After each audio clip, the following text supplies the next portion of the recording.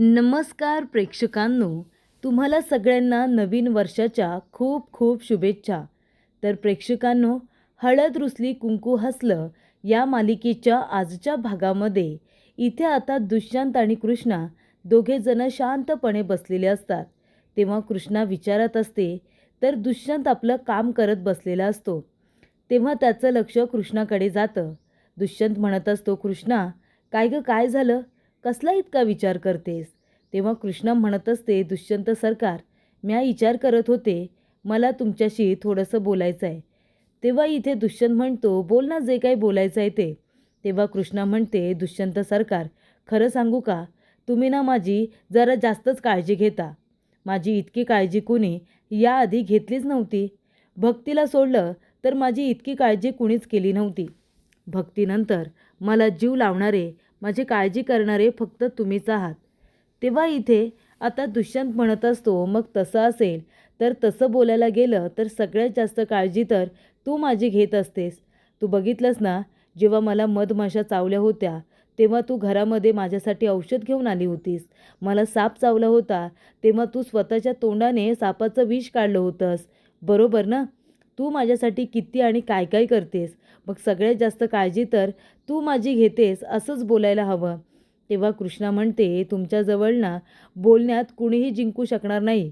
बरोबर माणसाला शब्दात पकडता.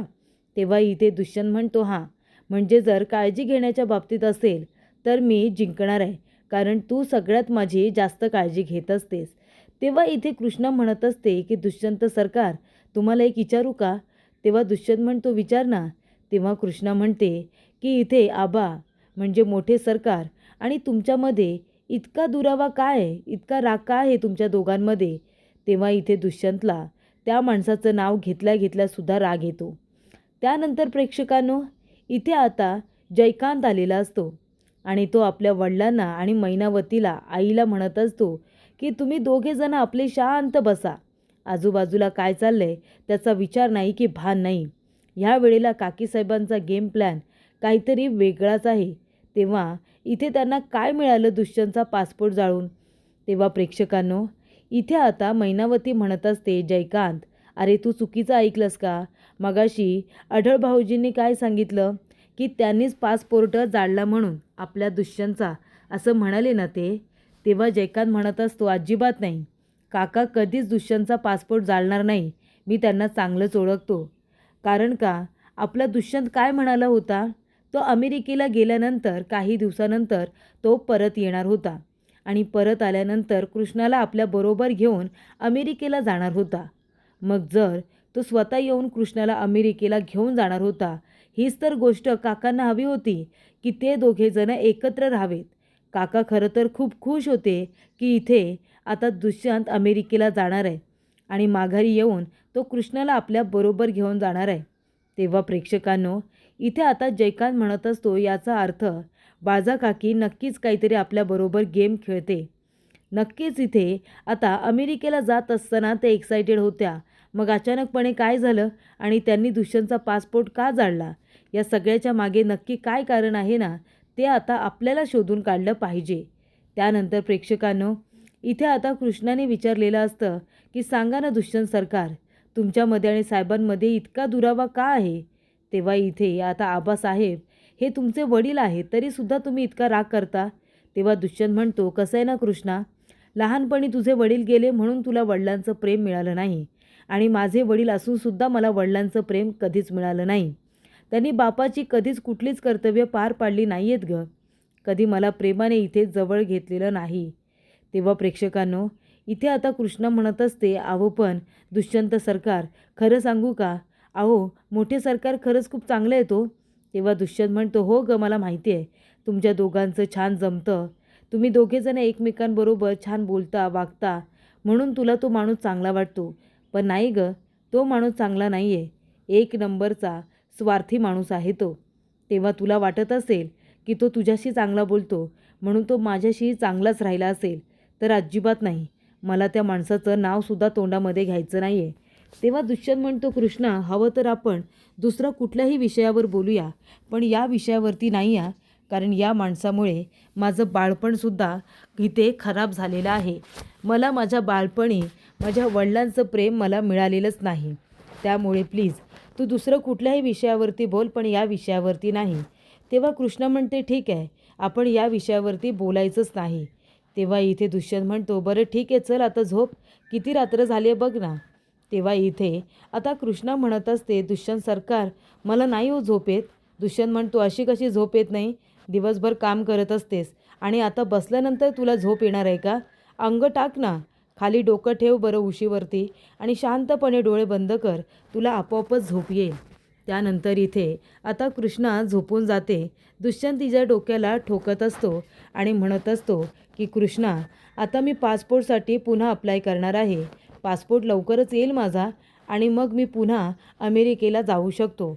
आणि एकदा का माझा पासपोर्ट आला ना की मी कुणाला सांगणारच नाही माझा पासपोर्ट आला आहे ते. मी लपून ठेवेन आणि तिथे एअरपोर्टवरती गेल्यानंतरच बाहेर काढेन. मी आता कुणाला सांगणारसुद्धा नाही की पासपोर्ट आला आहे, विजाची काय प्रोसिजर आहे, कुणाला काही नाही सांगणार, सगळं लपून ठेवणार. तेव्हा इथे आता कृष्णाने विचारलेलं असतं की दुष्यंत सरकार तुम्ही परत अमेरिकेला जाऊ शकणार नाही का हो? तेव्हा दुष्यंत म्हणतो जाईन ना, नवीन पासपोर्ट आला की जाईन. तेव्हा कृष्णाला खूप आनंद होतो. ती म्हणते अरे वा वा, देवच पावला. तेव्हा इथे दुष्यंतला खूप आनंद होतो की कृष्ण त्याच्या छोट्या छोट्या गोष्टींचा विचार करत असते. तेव्हा इथे कृष्ण आता झोपलेले असते. दुष्यंत उठतो आणि आपल्या आईच्या रूममध्ये येतो. तो म्हणतो आई तू झोपली नाहीस अजून? तेव्हा इथे बाळजा म्हणत असते काय रे दुष्यंता, झोपला नाहीस अजून तू?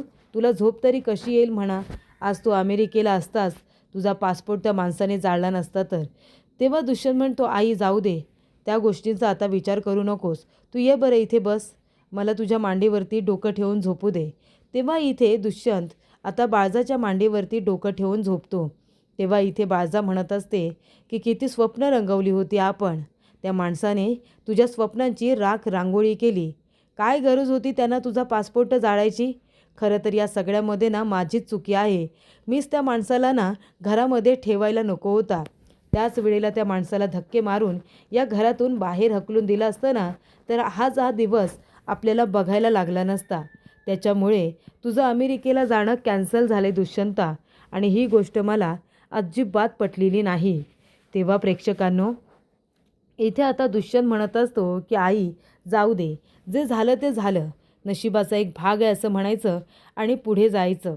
जे काही झालं ना ते मनामध्ये ठेवण्यात आता काही अर्थ नाही आहे. आणि जाऊ दे ना, असं तर नाही आहे ना की मी पुन्हा कधी अमेरिकेला जाऊ शकणार नाही आहे. मला हवं तेव्हा मी पुन्हा जाऊच शकतो, तू नको काळजी करू. तेव्हा प्रेक्षकांनो इथे आता बाळजा म्हणत असते ते समजा खरं आहे र, पण नवीन वर्षाचा तू अमेरिकेला असतास, तुझं स्वप्न पूर्ण करत असतास तर ते बघून मला जास्त आनंद झाला असतं ना. आता नवीन वर्ष सुरू होणार आहे, हे अगदी शेवटचे दिवस आहेत आणि तू इथेच आहेस. आता जाणं कधी होईल काय माहिती. तेव्हा प्रेक्षकांनो दुष्यंत म्हणत असतो अरे आई तू किती छान आयडिया दिलेस मला, मी तर विसरूनच गेलो होतो की आता नवीन वर्ष सुरू होणार आहे म्हणून. तेव्हा बाळजा म्हणते काय रे दुष्यंता, आता तर तुझा चेहरा उतरला होता ना आणि लगेच तुझ्या चेहऱ्यावरती इतका आनंद आला का रे, कसला विचार केलास एवढा? तेव्हा इथे दुष्यंत म्हणत असतो आई खरं सांगू का, म्हणजे मी अमेरिकेला जाणार होतो म्हणून मी कृष्णासाठी काही प्लॅनिंग केलं नव्हतं, पण आता अमेरिकेला जाणं कॅन्सल झालं आहे ना, मग मी कृष्णासाठी छान असं सरप्राईज प्लॅन करतो ना, तिला काहीतरी मला सरप्राईज गिफ्ट द्यायचं आहे. आणि मी तर विसरलो होतो की नवीन वर्ष येणार आहे, पण आता तू मला आठवण करून दिलीस, त्यासाठी थँक्यू. आणि तसंही आई आता मी लवकरच अमेरिकेला परत जाणार आहे, पण गावाकडे सुद्धा लवकर परत येणार. आता आपलं गाव मला आवडायला लागलं आहे आणि त्याचं सगळं क्रेडिट कृष्णाला जातं. कृष्णाने माझ्यामध्ये आणि गावामध्ये असलेलं अंतर आता कमी केलं आहे, त्यामुळे मला गाव खूप आवडायला लागलं आहे. तेव्हा मी आता जरी अमेरिकेला गेलो ना तरीसुद्धा परत येईल. त्यानंतर प्रेक्षकांनो इथे आता कृष्णा झोपलेली असते. तेव्हा ती स्वप्न बघते की बाळजाने पासपोर्ट जाळलेला असतो. तेव्हा कृष्णा आता जोरात उठते आणि म्हणते की दुष्यंत सरकार. तेव्हा प्रेक्षकांनो इथे आता झोपेतून जागी झालेली कृष्णा शेजारी बघते तर काय, दुष्यंत नसतो आणि ती झोपून उठलेली असते. तेव्हा प्रेक्षकांनो इथे आता कृष्णा म्हणत असते की स्वप्न बघितलं मी, ते सुद्धा हे. काही झालं ना तरीसुद्धा बाळजाबाईंचा खरा चेहरा मी दुष्यंत सरकार यांच्यासमोर आणेनच. कारण का, तर इथे आबासाहेबांनी काहीसुद्धा केलेलं नाही आहे. जे काही केलं आहे ते सगळं बाळजाबाईने केलं आहे हे आता कृष्णाला माहिती असतं. त्यानंतर प्रेक्षकांनो, इथे आता वाड्याच्या बाहेर अंगणामध्ये मसाला कुटणीचं काम सुरू असतं. तिथले आता जे काही गडी माणसं आहेत ते मसाला कुटत असतात. आणि तेवढ्यातच प्रेक्षकांनो, इथे बाळजा म्हणत असते, जोरात जोरात जोरात मसाला कुटला गेला पाहिजे. तुमच्या इथे कुटण्याचा आवाज संपूर्ण इथे वाड्यामध्ये अगदी खूपच जास्त दणाणला पाहिजे, असं इकडे आता बाळजाचं म्हणणं असतं. तेव्हा इथे माधव काका म्हणतात, काय काळजीच करू नका, मसाला अगदी तुम्हाला हवा तसा मिळेल. त्यानंतर प्रेक्षकांनो, त्या ठिकाणी आता कृष्णा आलेली असते. ती म्हणते, काय करते तुम्ही समदे इथं? तुम्ही एक काम करा, जा बाकीची कामं बघा, जा मसाला म्या कुटतो. तेव्हा इथे माधव काका म्हणत असतात की कृष्णे, अहो असं करू नका मालकीनबाई, तुमच्या हाताला लागले ना, तुम्ही नका कुटू मसाला, नाहीतर आग होईल. तेव्हा इथे लगेचच कृष्णा डायलॉग मारते. ती म्हणते, नाही तसंही मला मिरच्या कुटायची सवयच आहे, मला मिरच्या कुटायला खूप आवडतात आणि जर ते जास्त त्यांना जाळ असेल ना तर त्या जाळालासुद्धा मी घाबरत नाही आणि मी छान पद्धतीने इथे संपूर्ण स्वयंपाकसुद्धा बनवेन. असं प्रेक्षकांनो, इथे आता बाळजाच्या समोरच कृष्णा तिला टोमणे देत बोलत असते. तेव्हा कृष्णा इथे रागाने बोलते. ही गोष्ट बाळजाला कळलेली असते. बाळजा म्हणते, काय गं, तू काय माझ्याकडे डोळे वटारून बघतेस हां, तुझी एवढी हिंमत? तेव्हा कृष्णा म्हणते, तुम्ही माझी हिंमत अजून बघितलेलीच नाही आहे हो, मी काय करू शकते आणि काय नाही. आणि तुमच्याकडे बघण्यासाठी सुद्धा एक कारण आहे. बघते ना, मनातून आटलेली माया आणि दगडाचं काळीज असलेली आई. तुमच्याकडे बघून मला फक्त एवढंच सुचतं, कारण तुमचं दगडाचंच काळीज आहे ना हो. स्वतःचा मुलगा अमेरिकेला जाणार होता आणि त्याचा पासपोर्ट जाळून टाकलात तुम्ही, त्यांच्या स्वप्नांची राख रांगोळी केलीत. लाज नाही वाटत तुम्हाला? सांगा ना, लाज नाही वाटत? तुम्ही का बरं त्यांच्या स्वप्नाच्या आड आलात? तेव्हा प्रेक्षकांनो, कृष्णा आता इथे बाळजाला चांगलीच खडेबोल सुनावत असते. ती म्हणत असते की राख रांगोळी केली स्वतःच्या पोटच्या पोराची, चेहऱ्यावरचं हसू ओरबाडून घेतलं तुम्ही, लाज नाही वाटली आई म्हणून असं करायला? तेव्हा प्रेक्षकांनो, कृष्णा म्हणत असते, पण आता तुमचा हा जो खोटा मुखवटा आहे ना, लवकरच मी सगळ्यांच्या समोर आणणार आहे.